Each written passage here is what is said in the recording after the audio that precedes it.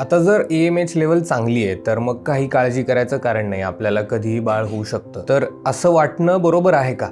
फार महत्त्वाचा मेसेज आहे की फक्त तुमची अंडी खूप चांगली आहेत म्हणून रिलॅक्स राहू नका. माझं म्हणणं आहे, एक योग्य वयात लग्न करा. हल्ली माझ्याकडे येतात ते अर्धे पेशंट्स असतात ना, एकतर मुलींना लग्न करायचं नसतं. मला कळतं की त्यांचं करिअर आहे, त्यांना योग्य मुलगा मिळत नाही.